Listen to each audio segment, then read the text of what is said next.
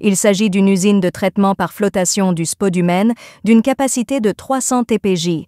Elle est configurée avec 5 parties de traitement. 1. Partie concassage, capacité 30 TPH. Les roches de 0 à 340 mm sont d'abord acheminées vers l'alimentateur vibrant. L'alimentateur vibrant achemine les roches vers le concasseur à mâchoire. Après le concassage primaire, les roches les plus petites sont envoyées vers le concasseur à mâchoire fin. Les roches broyées par le concasseur à mâchoire fin sont ensuite acheminées vers un crible vibrant doté d'un crible de 20 mm et de 40 mm par un convoyeur à bande. Les roches de plus de 20 mm sont renvoyées vers un concasseur à mâchoire fin pour être à nouveau broyées. Les roches de moins de 20 mm sont transférées dans un bac de transfert avant le broyeur à boulet. 2. Partie de broyage et de décholage. Capacité 12,5 TPH. Nous installerons un alimentateur sous le bac de transfert. Il enverra les roches dans la trémie avant le broyeur à boulet. Ensuite, elles seront transférées par l'alimentateur à vibration électromagnétique situé sous la trémie vers le broyeur à boulet de manière uniforme. Le broyeur à boulet broie les roches de moins de 20 mm à 0,1 mm ou à 70%, 80%, 200 mèches, environ 0,74. Le broyeur à boulet est associé à un classificateur en spirale. Les matériaux de 0 à 0,074 sont acheminés vers le classificateur, qui renvoie ensuite les matériaux de plus de 0,074 vers le broyeur à boulet pour les broyer à nouveau. Les matériaux de 0,074 vont dans un réservoir à boue et sont transférés vers 2 groupes d'hydrocyclones pour désencrasser la bouée.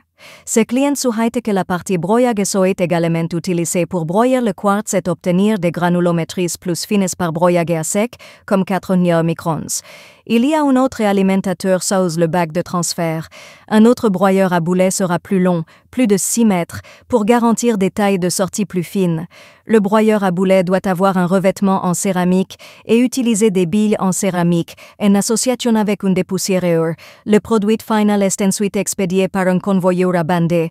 3 parties de la flottation pour le traitement, capacité 12,5 TPA. La bouée provenant des groupes d'hydrocyclones est acheminée vers 2 séries de réservoirs de mélange. Vous devez ajouter des produits chimiques dans les réservoirs. Ensuite, la pulpe est acheminée vers les machines de flottation et commence l'enrichissement du lithium concentré. Il y a 3 étapes de flottation. La première étape nécessite 4 cellules pour le processus de dégrossissage. La deuxième étape nécessite 4 cellules au total de 8 cellules pour le processus de balayage.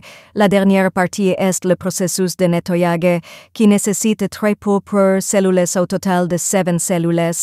4 traitements du minerai concentré. Après le traitement par les machines de flottation, le concentré est d'abord placé dans un bassin de concentration, puis une pompe à bout l'envoie dans un épaississeur. Il est nécessaire d'y ajouter des agents flocculants pour accélérer la sédimentation du concentré. Le concentré est ensuite transféré par une pompe à haute pression du fond de l'épaississeur vers un filtre à disque sous vide pour sécher le concentré litho de qualité 6%. Le concentré litho sec est ensuite expédié par un convoyeur à bande. 5. Processus de traitement des résidus. Les résidus vont d'abord dans un bassin de décantation, puis une pompe à bout les envoie dans un autre épaississeur pour les sédimenter. La pompe enverra les résidus vers un filtre à plateau pour les déshydrater. Le trop-plein des 2 épaississeurs est acheminé vers un bassin d'eau. Cette eau peut être récupérée dans la partie précédente de traitement.